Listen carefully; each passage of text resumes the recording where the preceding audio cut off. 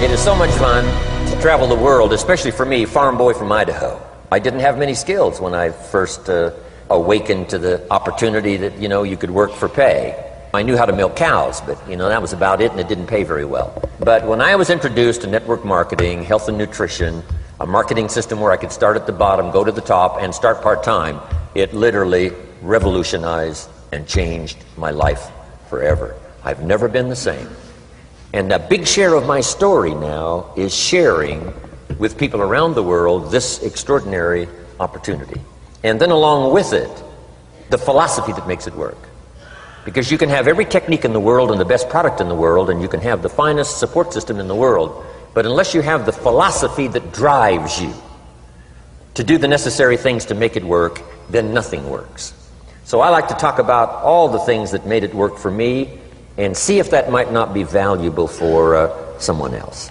So I want you to take some good notes. If you're ready to take notes, say, I'm ready. Ready.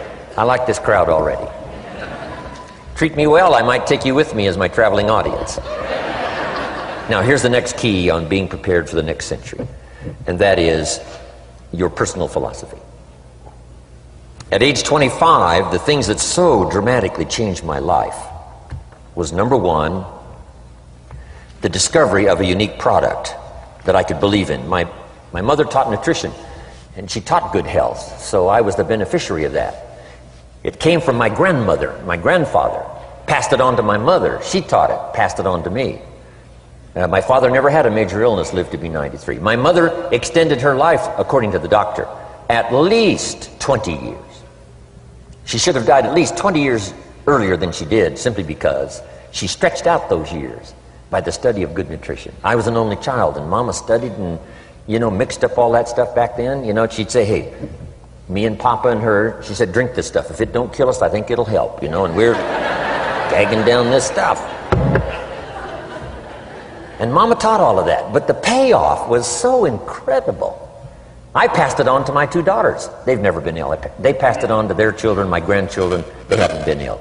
I mean, the study of good nutrition, paying attention, and being involved in the industry you're in, it's one of the best. So, that's so important. Your personal philosophy, what you believe in, that's going to carry you into the next century. Let me give you now some of the early philosophies that changed my life forever. I heard one of them in my introduction. Some of these philosophies have lived with me now all of these years. I've passed them on, and people have come back around saying, Mr. Rohn, 10 years ago, 20 years ago, 30 years ago, 35 years ago, I sat in your class and sat in your seminar, and those early things that you taught, I've practiced it and I'm doing it. A man not long ago showed me notes he took 23 years ago. And then he had me sign those notes. He said, I've used these notes to develop my life, my personal life, and my business life. And when he took those notes, he said, I was 18 years old. So, it's incredible. I'm so thankful for all these years. But now I want to pass it along to you. Some of the philosophies that changed my life forever. Okay? If you're ready, say, I'm ready. Ready. Here's the first one. Profits are better than wages. Once I understood that, I got rich. Profits are better than wages. Nobody taught me that in high school. I went to college for a year and a half. I never heard it. I'm 25 and broke. I'm not destitute. I'm broke. Too much month at the end of the money is broke. And I finally hear this philosophy. Profits are better than wages. Now here's the phrase that goes with it. Wages make you a living, which is fine. Profits make you a fortune, which is super fine. And you can live both fine and super fine. You've now got the mechanism and the ways and means to do that. Profits are better than wages. Guess what? I taught this in Moscow when I was teaching capitalism. The communists had it all wrong. They taught that capitalism was, a big company that oppresses its workers. I mean, it was absolutely ridiculous. They had mentally lost it when they came up with this ridiculous philosophy. Communism taught capital belongs to the state, not the people. And we taught all these years what? Capital belongs in the hands of the people, not the state. That's why, of course, kids should pay taxes, because they can be capitalists, and all capitalists should pay taxes. And it doesn't take much to start an enterprise that makes a profit. I teach kids how to have two bicycles, one to ride and one to rent. I mean, how long does it take? how long does it take to make a profit? I mean, a little ingenuity and you're on your way. So profits are better than wages. Capitalism better than communism. Communism said people are too dumb and stupid to know what to do with capital. So you must take capital away from all the dumb, stupid people and give it to the all-wise, all-knowing state. And let the state run everything. I mean, that was communism. And they devastated every country they touched. I've been to East Germany. It's taking $1 trillion just to clean up East Germany. They've already spent $500 billion. They got $500 billion more to go. I mean, every country they touched, and I've been in all of them, they devastated them all with their devastating philosophy. We teach capital belongs in the hands of the people. That's where the ingenuity is to bring goods and services to the marketplace. And I'm going to show you later the miracle of capitalism grassroots in America, which you're involved in. But once I understood this now, it was so incredible. Profits are better than wages. Now, when I first was recruited, I'm a distributor for this little product called Abunda Vita. And here's what my mentor said, Mr. Schoaf.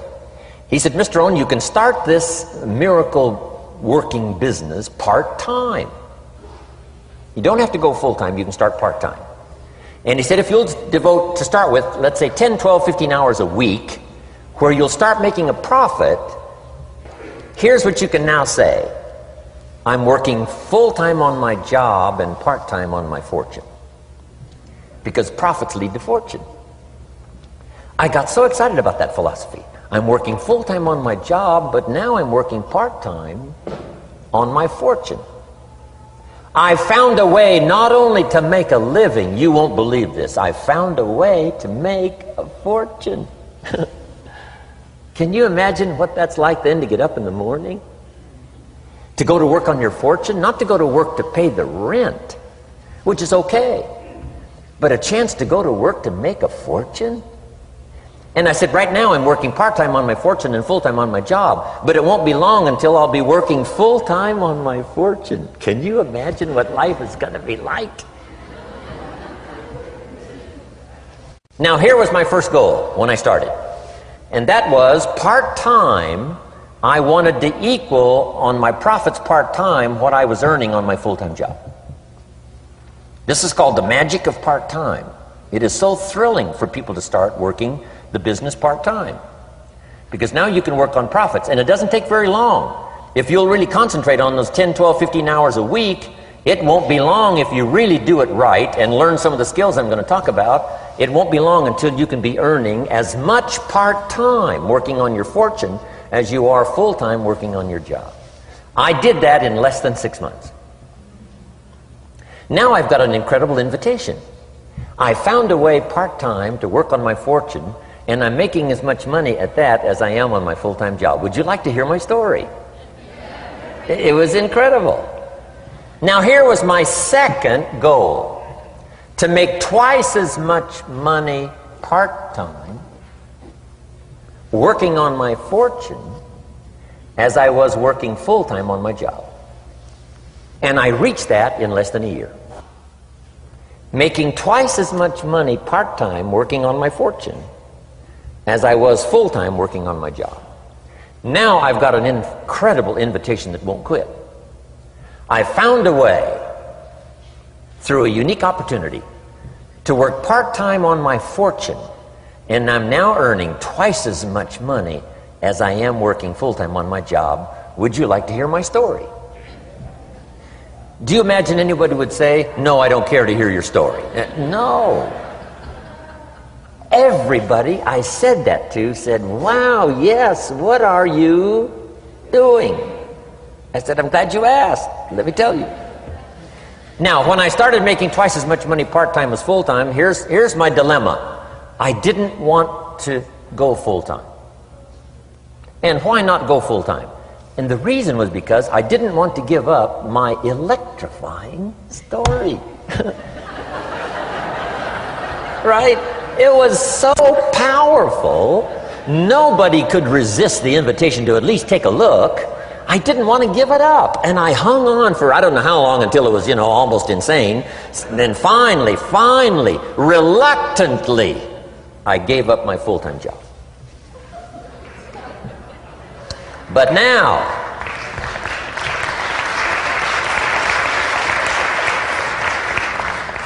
you can imagine the thrill and excitement of going to work full-time on my fortune.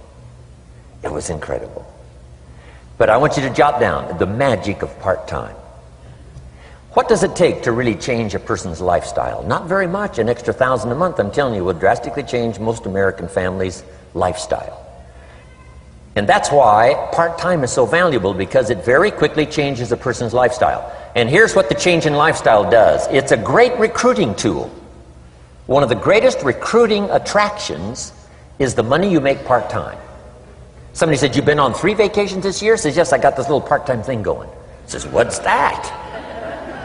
"You bought 2 new cars, one for you and one for her. How did you do that?" Said, "I got this little part-time thing going." Your kids have got all these new clothes? Yes. All this stuff is happening. What is it? An extra $1,000 a month. See, $1,000 a month full-time, nobody wants to hear your story. $1,000 a month part-time that starts to change your lifestyle, everybody wants to hear your story. So the key is part-time. The magic and the attraction of part-time gives you a classic invitation for somebody to listen to what you're doing that's changing your life. And it's not just necessarily the money that changes your life. It's what you do with the money. It's the change of lifestyle. So part-time helps to change lifestyle, which gives you a classic invitation to look at what you're doing. That's how I started in network marketing, age 25. Wow, these philosophies changed my life. I wish I would have learned them in high school. In high school, if they would have offered Wealth 1, Wealth 2, I'd have taken both classes. I wouldn't have waited until I was 25 and broke. Here's the next one. Philosophy that helped change my life. It's not what happens that determines your life future. It's not what happens that determines your life future.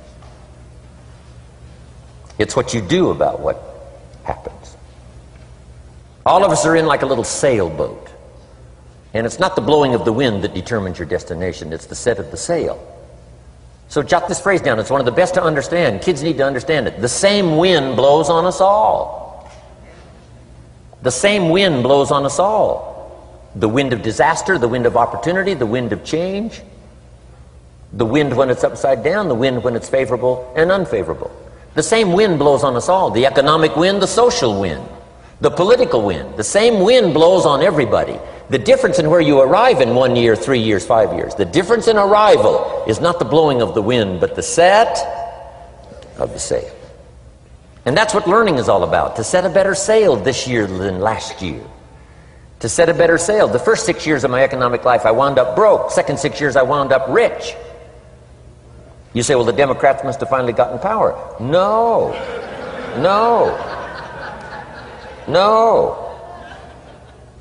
It was not a political change. Here's what changed the second 6 years of my economic life. It was my philosophy that changed. The set of the sail of better thinking, correcting the errors of the past and picking up new disciplines for the future. That's all I had to do at the end of the first 6. Correct the errors of the past and then pick up some new disciplines for the future. And my total life changed. The second 6 years was totally different than the first 6 of my working life. And guess who can do that? Anybody. Now you can keep on the same path for the next couple of years as you have the past 2. But if you wish to, and maybe everything's okay for you and you don't need to, but if you need to make some changes, I'm telling you, you can start doing it today so that the next 2 years will be drastically different than the last 2. And anybody who wishes to do that can. And you can do it between ages 40 and 43. You can do it between ages 13 and 15. You can do it between ages 60 and 62. Any 2 years, any 5 years that you wish to drastically change from the previous 5, you can do it. If you wish to. Now this isn't written. This is not a law. Here's what it's called: opportunity. But if you don't know you can change, if you don't know you can drastically change your income, change your future, change your health, change your marriage, change everything, if you don't know that, Some people then go year after year after year after year not making much change simply because they didn't get to the class. They never read the book. They never went to the seminar. They never made the discovery. They didn't seek for the knowledge of how could I make my life better. And if you just rock along, I'm telling you it's okay. Anybody can live any way they choose, but I'm here to tell all of you that if you wish to, it's possible to make the next 3 years totally different than the last 3. And all you have to do is just a few things. So if you got that one now, it's not the blowing of the wind that determines your income. It's not the blowing of the wind that determines your fortune. It's the set of the sail. And that's why we gathered here today. Maybe I've got some ideas that'll help you with a couple of little things about setting the sail of your thinking that might drastically give you multiplied more benefit the next 3 years than you've gotten in the last 3. So it's not what happens. What happens to everybody. Chevron years ago brought me in to talk to management. They said, Mr. Rohn, you travel around the world and you're fairly knowledgeable. What do you think the next 10 years are going to be like? I said, gentlemen, I can tell you I do know the right people. So they all leaned forward and listened carefully.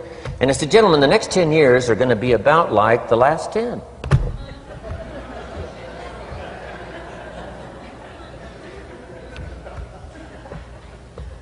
The next season after fall is, well, I promise you that's not going to change. After day comes night. I promise you that's not going to change. Here's how the last 6,000 years reads. If you want to make a note of Jim Rohn's vision of history the last 6,000 years, here's how it reads. Opportunity mixed with difficulty. And if we're around another 6,000 years, it's going to read like that looks like for the next 6,000 years. Opportunity mixed with difficulty. Now, sometimes there seems to be more opportunity than difficulty, and then sometimes there seems to be more difficulty than opportunity, but the mix isn't going to change. After expansion comes recession. But after recession comes expansion. Not to think so, see, is naive. And once you've got just a little of this stuff settled, then you know exactly what to do. You know exactly what to anticipate, so you can be ready. Now, here's the next one, and I heard it in my invitation. Here's what it says. For things to change, you have to change. I was hoping the government would change, and taxes would change, and economics would change, and my boss would change and be more generous. I wished for everything to change, and my teacher said, no, Mr. Rohn, for things to change for you, you have to change. Don't wish it was easier, wish you were better. Once I understood this, this altered the course of my life. Don't wish it was easier. Wish you were better. And here's the big one. Don't wish for less problems, wish for more skills. You don't need less problems. You simply need more skills. Don't wish for less challenge, wish for more wisdom. Accept the challenge, because you can't grow without a challenge. You can't get rich without a challenge. You can't fly without gravity. You have to understand the challenge. But that's the key, is to now develop wisdom to overcome the challenge. Don't wish for less challenge, but more wisdom. And then here's one more philosophy that helped change my life forever. You can do the most remarkable things no matter what happens. Humans can do the most remarkable things no matter what happens. Philosophies that changed my life. Here's one of the big philosophies I learned in network marketing. It's called the law of averages.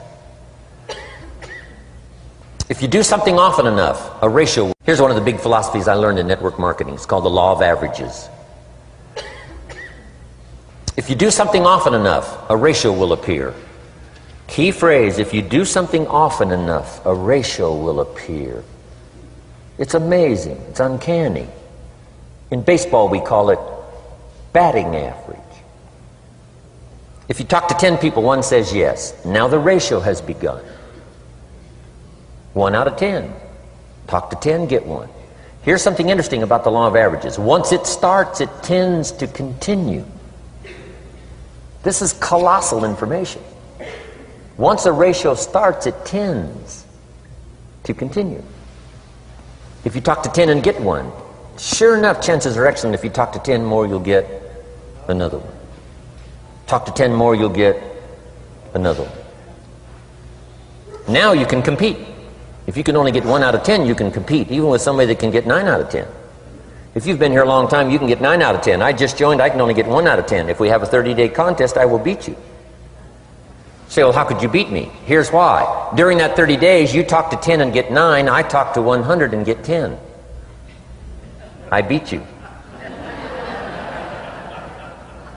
Isn't that clever? This is clever stuff. And I do it for 2 reasons. I sincerely wish to win. But I do it for another very sincere reason. I wish for you to lose. And that's noble on my part. Here's why it's noble. You learn more by losing than you do by winning.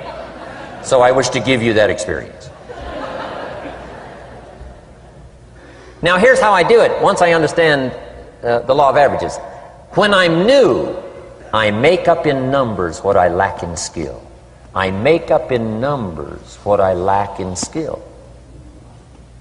Now who can do that? Anybody that's ambitious. Anybody with a little ingenuity. Anybody. Doesn't matter. Now here's one more. The law of averages can be increased. You get 1 out of 10, talk to 10, get another one. Talk to 10, get another one. The 4th time you talk to 10, you get 2. Why would the 4th time you talk to 10, you get 2 instead of 1? You're getting better. You're getting better. And who can get better? Anybody. Talk to 10, get 2. Talk to 10, get 2. Finally, talk to 10, get 3. I finally got up to about 3. Now, it takes more than a genius to go past like 3 or 4. But 3 will do. If you bat 300 in baseball, they pay you $4 million a year. Which means you're out 7 times out of 10. 7 times out of 10, out. Make $4 million a year. Are you ready for that? So, this works so well now in your business. Just jot the phrase down. You don't have to bat 1,000. You don't have to bat 1,000 to make big money. 1 out of 10 is fine. 2 out of 10 is terrific. 3 out of 10 is fabulous. Some particular incredible genius might get 4 out of 10. But 3 out of 10 is sufficient to make you rich beyond your wildest imagination. This is how I went after my friends, neighbors, and relatives when I first started recruiting. I said, look, I've got a new business and I'm getting about 3 out of 10 to join. And I don't mind you, just come to the meeting and be one of the 7.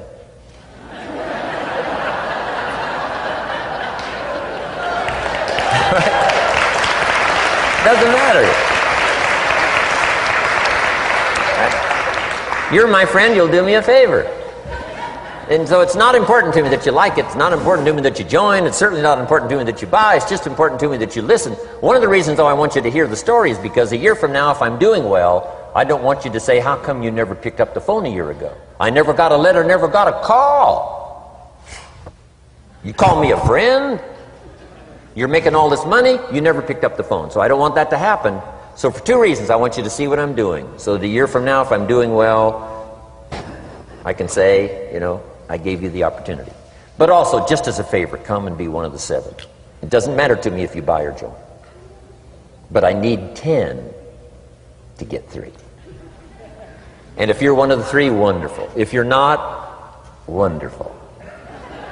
It doesn't. It might matter to you. It might matter to you, but it doesn't matter to me. Now, it matters to me because we're friends, but it doesn't matter in terms of my averages.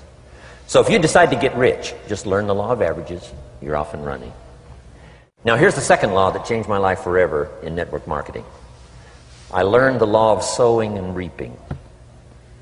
And in the law of sowing and reaping is also the story of the law of averages. Jot this down. The story of the sower comes from the Bible. I'm an amateur on the Bible, but this is such a useful story. Here's what the story says. And take the notes because the drama's in the details. The sower was ambitious. Evidently he was ambitious. When you read the whole story, you'll conclude, yes, this was an ambitious sower. Here was number 2. He had excellent seed. The sower who sowed the seed had excellent seed. And the excellent seed could be an excellent opportunity, an excellent product, an excellent story. So we've got an ambitious sower with excellent seed. But now here's the rest of the details of the story. for your information, for the drama of your life, so you can understand things better. Learning some of this is how I got rich by age 31. Okay. Number one, it says the sower goes out to sow the seed, but the first part of the seed falls by the wayside and the birds get it.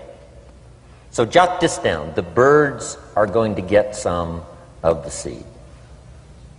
The birds are going to get some of the seed. Now you say, well, Mr. Rohn, what does that mean?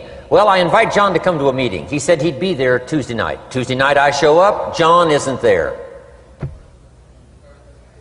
I say, John, I wonder why John didn't make it. Now I know the answer. The birds. The birds. John had this great idea of coming to the meeting to look at an opportunity, and somebody stole it and said, you're not going to go see network marketing. And he says, well, maybe not. So have you jotted that down now? The birds are going to get some.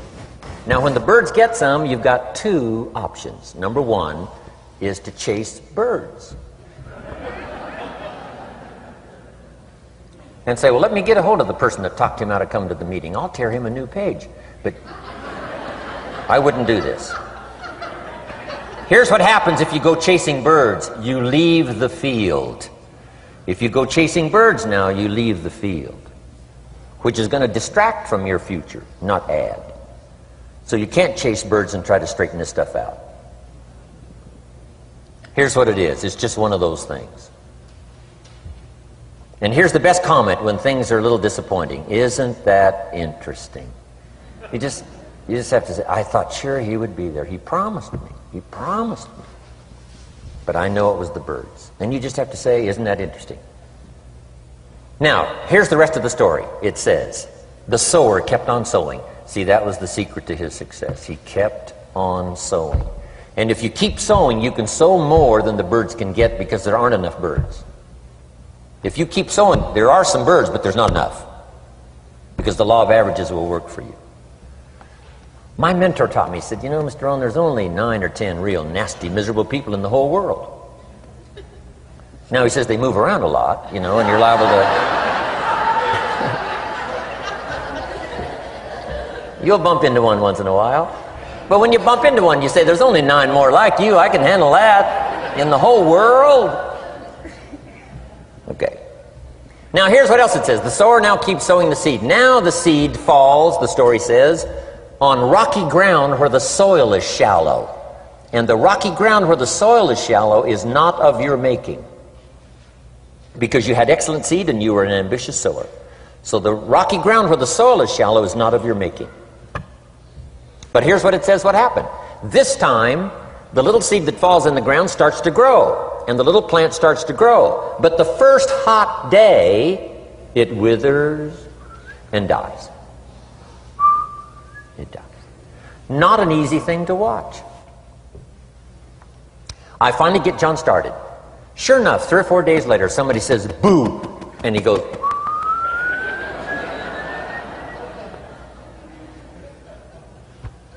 He's gone. Doesn't show up at the second meeting. And I say, I thought sure John would last a week. What happened? Jot this down. The hot weather is going to get some. And this is not of your making. Here's what you must say when that happens. Isn't that interesting? Wow. What can you do? The answer is nothing. You say, well, I'm going to try to change this. I wouldn't take that class.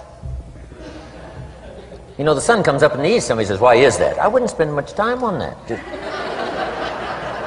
Just let that happen. Don't go for this why stuff. I'm giving you the answers here. The answers is in the structure and the consequences and in the deal. The answer is in the deal. Anything beyond that is not worth study. You say, well, how come some just last a little while? I wouldn't sign up for that class. Here's the answer. Some don't stay. You just have to jot that down. And when some leaves, you say, that's one of those that don't stay. Now you know what category to put them in. And you can't solve this now. You can't. It's like rearranging the seasons. You can't fool with that. All you can do is cooperate with the way things are set up. I didn't set it up. You say, well, it shouldn't be this way. Well, when you get your own planet, you can rearrange this whole deal. But on this planet, you're a guest. You got to take it as it comes. Now, here was the secret to the ambitious sower with good seed. It said he kept on sowing. Now, here's what he had to do to keep on sowing. He had to discipline his disappointment. This is a key phrase now to use the rest of your life. You must learn to discipline your disappointment, because you didn't set up the setup, and some are not going to stay, and that is not of your making. Now, if you made gross errors and you ran them off, see, that'd be different. Now, you're responsible for that. But if it's in the normal course of things, this is the way things are. Now, here's what it says. The sower keeps on sowing. Now it says the seed falls on thorny ground. And somebody says, well, how much of this do you have to go through? Well, hang on. It's not the end of the story now. Now the little seed falls on thorny ground. And now the little plant starts to grow again. But as the little plant starts to grow, the thorns choke it to death. And it dies. So jot this down. The thorns are going to get some. And that's not of your making. And what are these thorns? The story even called these little thorns, little cares, little distractions, little somethings. Who knows what all they are? I say, John, we had a meeting last night, you weren't here. John says, well, I can't make every meeting. I say, why not? You're part-time. He said, well, the screen door came off the hinges. And you just can't let your house fall apart. You got to take some time and fix things up. And I can hear the thorns going,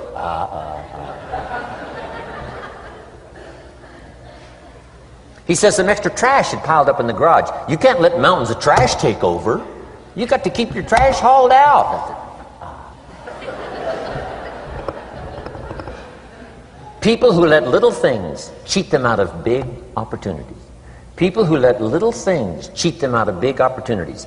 And you feel almost helpless. What could I do about that? And that's nothing. And you say, well, why is this? I'm asking you not to sign up for that class. Don't sign up for these why is this class. It's just the way it is. Like winter following fall and spring following winter. So if you got that, the thorns are going to get some. But now here's the good news. Let's read the rest of the story now quickly. The sower now what? Keeps on sowing the seed, keeps on sharing the story, keeps on giving an invitation. Yes, the invitation can be more powerful for me as it was 1 year later than it was the first month. Because now I'm saying I'm making twice as much money part-time as I'm making on my full-time job. Yes, the story can be more powerful, but the law of average is still going to work. But now here's what the story said. Finally, the seed falls on good ground. Finally, the seed falls on good ground. Now, put this in parentheses. It always will, if you keep sowing. If you share a good idea long enough, it will fall on good people. But now here's the rest of that story. Some of the good ground did 30%. And some of the good ground did 60%. And some of the good ground did 100%. You say, well, why the difference in numbers? I wouldn't sign up for that class. Come on. Have I said that often enough now? Don't register for that class. It's just the way it is. Now, I tried to get the 30s to do 60. Found out it was more than I could handle. I used to say, I'll make them successful if it kills me. I almost died. No, you can't do that. Here's what you do. Let the 30s do 30 to the best of their ability and keep doing 30, because that's how they build their lifestyle and get what they want out of life. And let the 60s do 60, and let the 100s do 100s. Now, how can you get some to do 100%? You got to go through all these experiences, and you got to talk to all these people. Let me quickly give you now a list of the skills that changed my life forever. Developing a new philosophy that I could do it in my network marketing experience now led me to developing new skills. Right, I knew how to milk cows, but it didn't pay well. Here's the first skill I learned that changed my life. getting a customer, making a sale. And of course, sales for you is easy, right? Because it's not technical, right? The technical is all taken care of. You simply represent your product. If you share a unique product, talk about its merits, persuade someone that it's the best, they agree to buy, that's the simple art of sales. But in your business, here's what it's more like: sharing. Because using the product yourself, gathering some testimonials, you simply share that. So we're not talking like high-powered spacecraft technical skills here. It's simply sharing something you've discovered with someone else and doing it well enough to where they agree they would like to participate. Now here's what happened when I learned sales. It multiplied my income by 5. Now it didn't take that much because I wasn't doing that well in farm country. But it did multiply my income by 5. Sales. Getting customers. Laying that incredible foundation for an entrepreneurial career. So now I've got 2 skills: milking cows and making sales. Here's the next one I learned that changed me forever, and that's recruiting. Introducing the business opportunity to new people. Learning how to give a good invitation. Learning how to give 2 kinds of presentation, formal and informal. And the third part of recruiting, of course, is following up. Once you start a new life, now you got to take care of it, like a new mother would take care of her baby. You don't start a new life and abandon it. You start a new life and nourish it like a mother and protect it like a father. You got to be both mother and father to a new person. Nourishment, ideas like a mother. Protection, help defend your new life against the encroachment of outside voices that would try to talk them out of it. So you got to be mother and father in this art of recruiting. We call it being a sponsor. And being a sponsor is like being a bridge, helping somebody from darkness to light, from skeptic to faith, from not knowing to knowing, from no confidence in themselves to starting to gain confidence. You're the bridge that helps people from the shadows to the sunlight. It's one of the most exciting positions to occupy in all of network marketing industry, is the bridge, helping people crossing the bridge out from discouragement into recognition. Being this bridge, that's what the recruiting magic is all about. You've got the answers. They've been looking for the answers. You've got the answers. And you help them cross this bridge. You see something in them before they can see it in themselves. You assure them that it's possible to be more than they are, therefore they can earn more than they've got, have more than they possess. This is one of the great arts in the world. And here's what's exciting about this art. It pays big money. Because now you operate a unique philosophy taught first in the Bible. John Kennedy taught it in his inaugural speech. Zig Ziglar's got one of the best ways to put it. And that's the secret to wealth. The secret to wealth and fortune. First taught in the Bible. Because the question was asked, how can we achieve greatness, great wealth, great power, great influence, great recognition, great self-esteem? How can we achieve greatness? The master teacher was asked. And here was his formula for achieving personal greatness. He said, find a way to serve the many. For service to many leads to greatness. For those that are interested. Some people aren't interested, but for those that are, service to many leads to greatness. Someone says, well, best I can do is just take care of myself, which is okay, but it doesn't lead to greatness. Somebody says, I got enough bills of my own, I can't worry about someone else's bills. That's okay, but it doesn't lead to greatness. Greatness is helping people pay their bills, you forget about yours. Because if you help enough people pay theirs, yours disappear. Help people with problems, your problems disappear.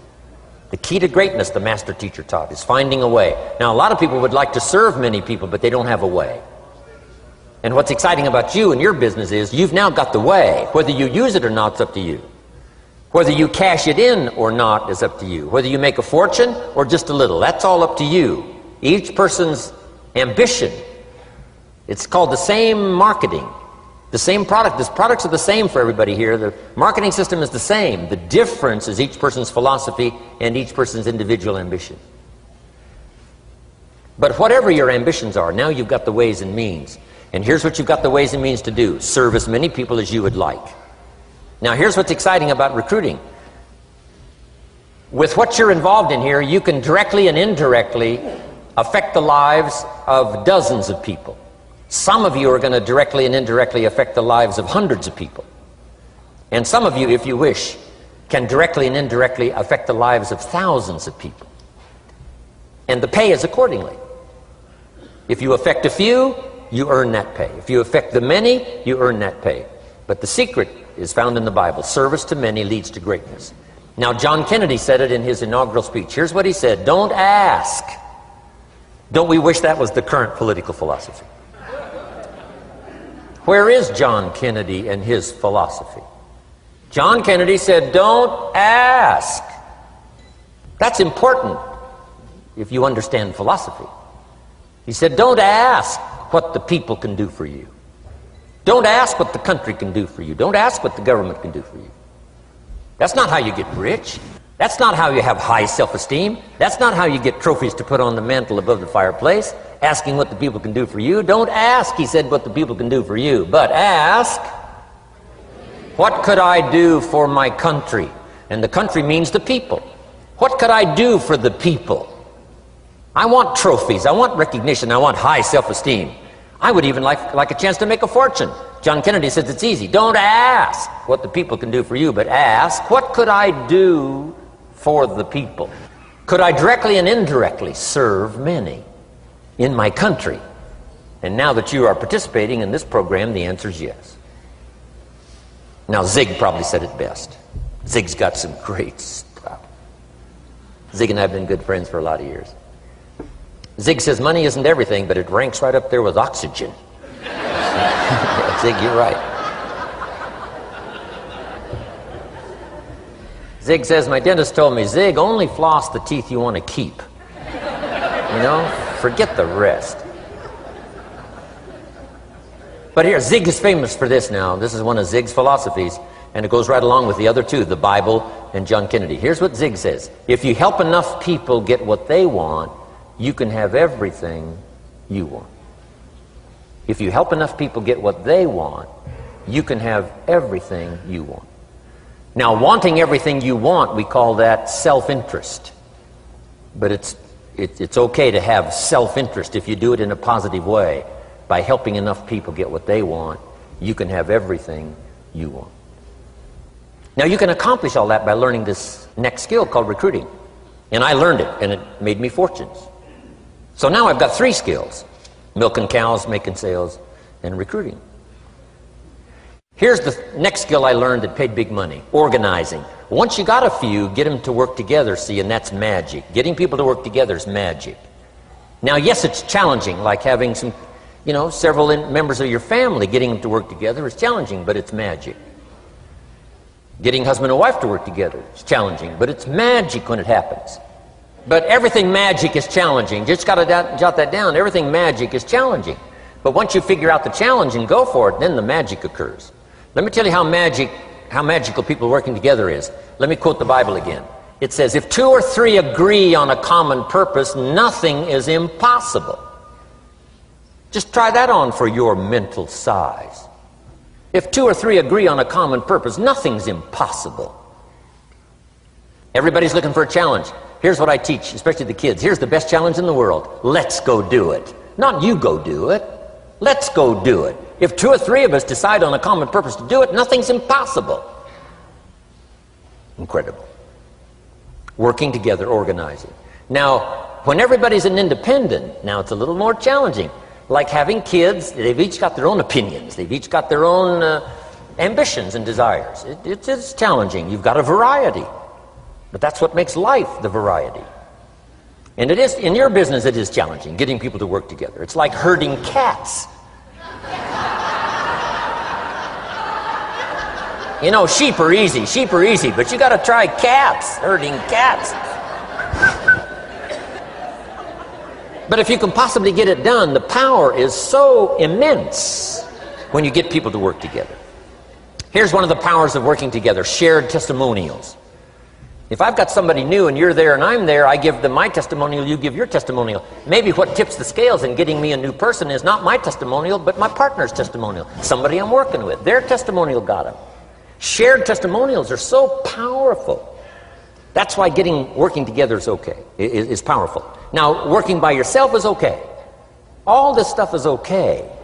Everybody needs to know, though, where are the advantages? And these are some of the advantages. I learned to organize, paid big money. Here's what I next learned to do. Promote. Promotion now pays staggering money. Now, the company comes up with what we call major promotions. Here's what you've got to come up with. The smaller promotions. The company comes up with major recognition. You've got to come up with small recognition for your people around you.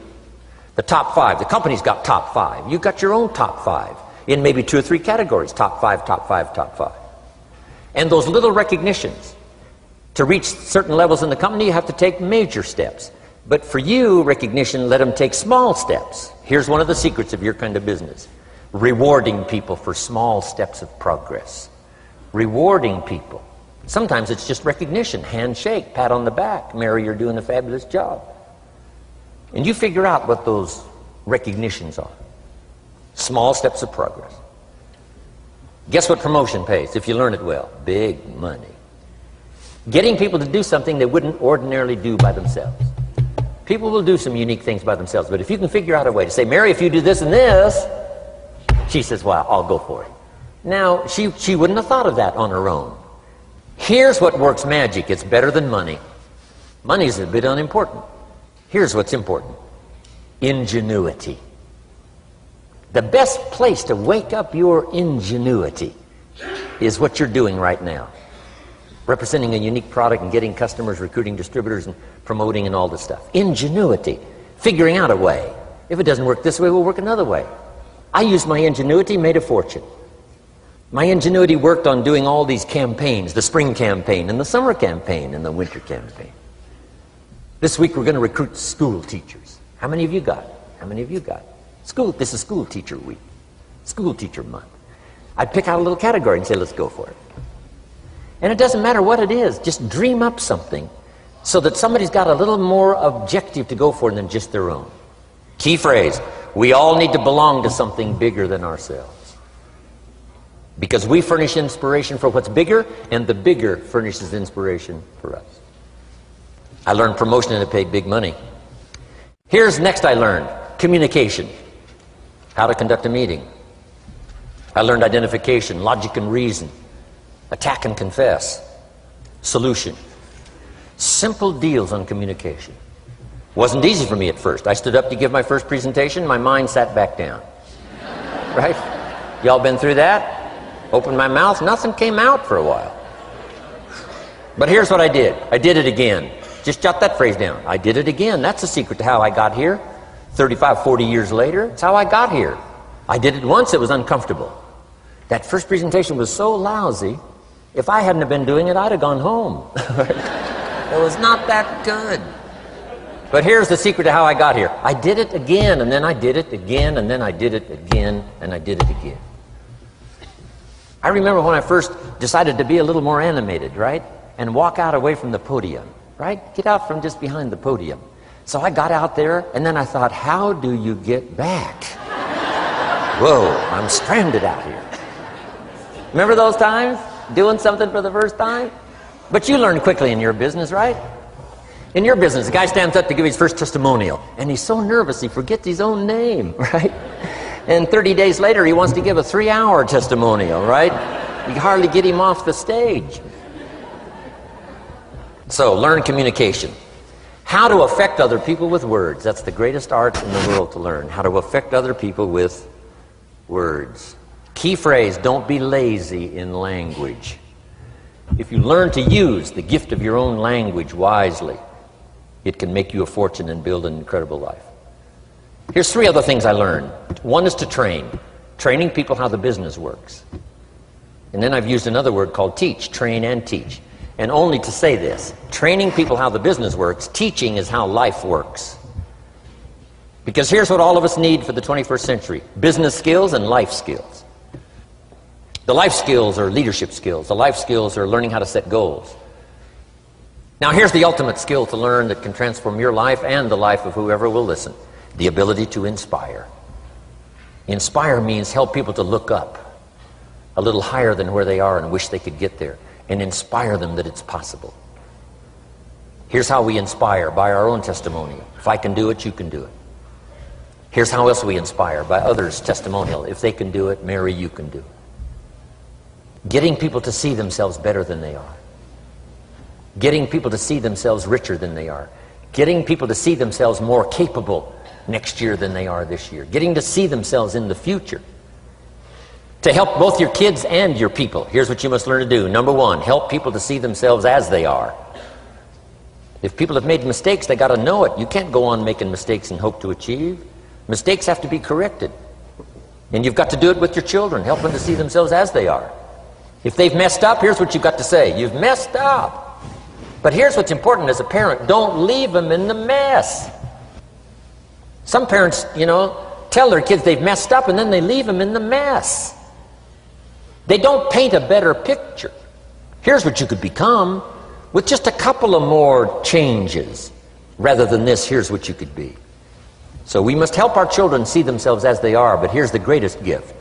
To help our children see themselves better than they are. To transport them not only past to see their mistakes, but transport them to the future to see their opportunity. To see the person they can become.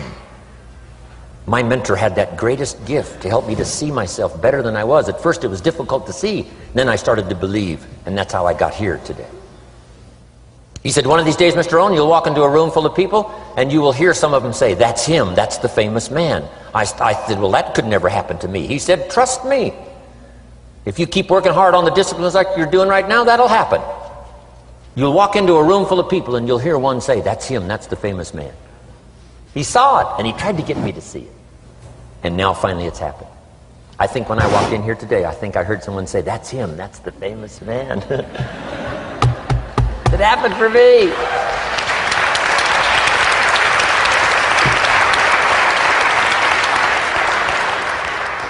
And if it can happen for me, it can happen for you. Just master these skills to inspire. Here's what else I learned, the skills of building an organization. Learn to work with the people who deserve it, not the people who need it. You must be like life itself, respond to deserve, not to need. It doesn't say if you need, you will have a harvest. It doesn't say if you need a harvest, you'll have a harvest. It's not what it says. It says if you plant, chances are good you'll have a harvest. If you plant, you will reap. Not if you need, you will reap. So we must be like life itself. Respond to the people who deserve it by planting, by taking the first step. Even God himself says, if you move toward me, I'll move toward you. That's the condition. You move toward me, I'll move toward you, says the Almighty. Now he could also say, you don't move, I don't move. You say, well, that's arbitrary. Well, when you're God, you can set it up that way. Now, learn to work with the people who deserve it, not the people who need it. Now, here's what's the next step. Teach people how to deserve your time. Teach people how to deserve your attention. Teach people how to deserve a phone call. Say, Mary, you just take this one step and I take 2 steps. You take 2 steps, I take 5 steps. You don't step, I don't step. But this isn't hard now. You step, I step. You respond, I respond. You try, I try. You make a call, I back you up. Right? Learn to teach people how to deserve your time and your attention. Next, I learned to work by group more than individual. Here's why. 80% of the people do 20% of the business. So 20% of the people you can work with individual. 80% you have to work with by group. But group is very powerful, less confrontational. Then here's what's important for all of you to learn as a sponsor, helping other people. You can help 1,000, but you can't carry 3 on your back. You can help 1,000, but you can't carry 3 on your back. And I'm sure all of you have already gotten that experience, even though you've been here a short time. Some people will try to get on your back. That's where we got that expression, get off. That's where we got that. A guy discovered somebody on his back and said, what? I can't carry you, get. Now, if you're like some I see here, you know, 6'4" and you weigh 300 pounds, you might carry one, and if you were really big enough, Kareem Abdul-Jabbar or something, you might carry two, but you can't carry three.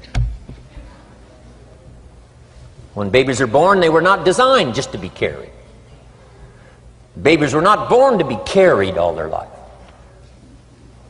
Someday you got to try your legs. Someday you got to try your wings. Someday you got to try. Even if you fall down, you got to try, because you can't just crawl around all your life. You can't be carried all your life. So as quickly as possible, you can help 1,000, but you can't carry 3. Next, don't expect the pear tree to bear apples. I used to try to change everything. You can hang apples on a pear tree. I'm telling you, it won't help. You can put up a sign, this is an apple tree. Sure enough, come the season, pears. Here's what I learned. You cannot change people, but they can change themselves. You cannot change people, but they can change themselves. Incredible. Capital in your business isn't what matters. Okay, it's not the money that buys you a future. It's your skills that buy you a future. Money and no skills, and I'm telling you, you're still poor. Money and no ambition, where are you? Money and no courage, you're broke. A little bit of money and a whole lot of courage. That's all we need. I'm looking for people when I'm recruiting back in those days, and the money didn't matter. What mattered to me was somebody's willingness, somebody's ingenuity, somebody's willingness to try. Right? If they had $1 to invest, that was plenty for me. $1 and some ambition, and I can show you how to get rich, and it'll be one of the classic stories of the company. I go to recruit somebody, they say, I don't have any money. See, I've been looking for you for 6 months. Let me show you how to do it without any money. Because here's the rules of capitalism. Jot this down. You can either buy and sell, or if you're in certain circumstances, you can sell and buy. If you've got ambition. Now, if you haven't got ambition, we can't cure that, and money won't cure lack of ambition. But if you've got $1 and some ambition, I'll show you how to get rich. And even if you don't have $1, I'll show you how to get rich, because you can sell and buy. Somebody says, as soon as the product arrives, I'll sell it. Then you don't understand. You don't understand the magic of fortune if you say, I have to wait till it gets here to sell it. And you probably don't understand the value of your own story. Once I understood that, I knew I was going to be wealthy. That's why right in the beginning I started giving big tips. I knew I was going to be wealthy. Say, wow, this guy tips like a rich man. Said, that's right, he tips like a rich man. Even in the beginning, I tipped like a rich man because I knew I was going to be rich. Wow. Isn't this fun? Yes. So jot these phrases down as I close. Number 1, the greatest value in life is not a bank account. The greatest value in life is not a car, a home to live in. The greatest value in life is this. Make a note. Living a good life. In the midst of all of our achieving and recruiting and building and growing, helping other people, being a part of society and the country and the world, being all of this stuff, here's what you must figure out all of your life, how to continually live a good life. So let me give you my short list. I'll cover the long list the next time I see you. Here's the short list on a good life. Number 1, productivity. If you don't produce, you won't be happy. Here's number 2, good friends. The greatest support system in the world is good friends. You got to work on that. Don't be careless here. Friends are those wonderful people who know all about you and still like you. Here's next, spirituality. I'm not asking you to be a believer. I am a believer that humans are more than an advanced form of the animal kingdom. I'm a believer that we're a special creation. I don't ask you to be a believer, but here's what I do ask. If you are a believer, here's what you must do. Study, practice, and teach. Whatever's valuable to you, study, practice, and teach. Repeat it after me now. Again. Study, practice, and teach. Here's why. It builds the foundation that builds the country, that builds the nation, that helps us to compete among the nations of the world in the 21st century. And this is one of those subjects, to study, practice, and teach. Next, my parents taught, don't miss anything. Don't miss the game. Don't miss the performance. Don't miss the show, the movie. Don't miss the words. We're all inspired by the words. Elton John says she lived her life like a candle in the wind, never knowing who to cling to when the rain set in. You can't miss those lyrics. You can't miss the music.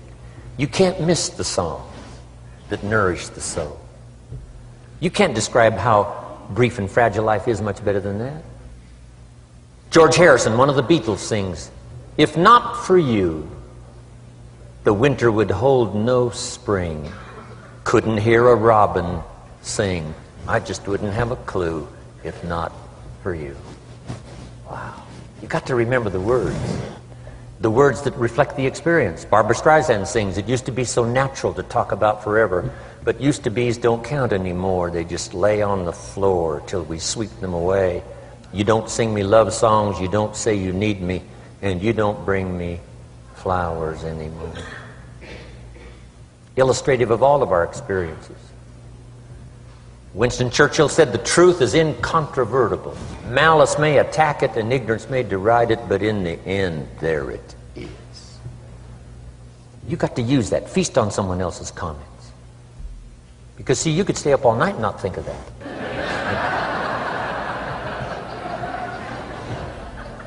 I'm asking you to do your research. I'm asking you, don't miss anything. Don't miss the play. When my father was 93, just before he died, if you would have called him at 10:30, 11 o'clock at night, he wouldn't be home.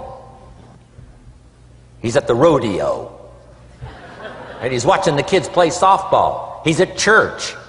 He's watching the concert somewhere. Every night. My parents taught me that. Don't miss anything. Even the little small things, don't miss. The big things, don't miss. Don't miss, don't miss. It's part of living a good life. Here's why. Jot this phrase down, it'll serve you well forever. If you live well, you will earn well. If you live well, it'll show up in the texture of your voice. If you live well, it'll show up in your face. If you live well, it'll show up in the magnetism of your personality. If you live well. So don't miss the nourishment of all the things around you that could help you live a good life. Next is the inner circle. Take care of them, they'll take care of you. Inspire them, they will inspire you. Nothing more valuable than the inner circle. That's where the power to conquer the world comes from, the inner circle. If a father walks out of the house and he can still all day long feel his daughter's kiss on his face, he's a powerful man. That nourishment of the inner circle is so incredible. If a husband walks out of the house and all day long he feels the imprint of his wife's arms around his body, he's invincible. Who can touch him? One person caring for another, the old prophet said, is the greatest of virtues. There's many virtues and values, but the greatest is love, one person caring for another. Better to live in a tent on the beach with someone you love than to live in a mansion by yourself. People caring for people. And especially that inner circle where the power is so magnificent that if you draw from it, if you nourish it, and then it nourishes you. Now here's my last comment. Ask for God's help. We could all use a little help. But my whole seminar was what you can do. A man took a rock pile, turned it into a fabulous garden. Somebody came and saw it and said, "You know, you and the good Lord have this fabulous garden here." The gardener said, "I understand your point, but you should have seen it a few years ago when God had it all by himself."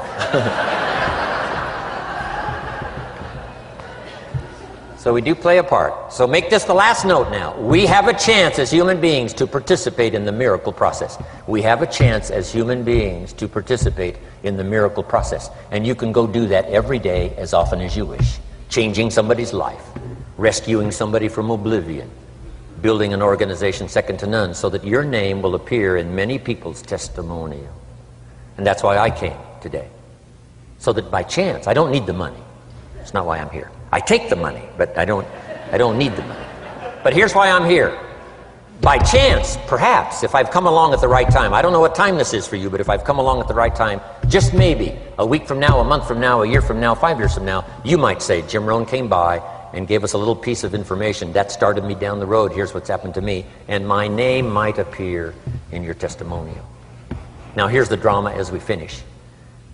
How many of you have my name in your notes? Here's the part of the drama then. I go with you. When we all leave here and the lights are out and the place is dark, I go with you because you've taken my notes and hopefully some of the spirit, some of the stuff I had besides just the notes. So I go with all of you. But here's the big drama. All of you go with me. See, that's so unbelievable.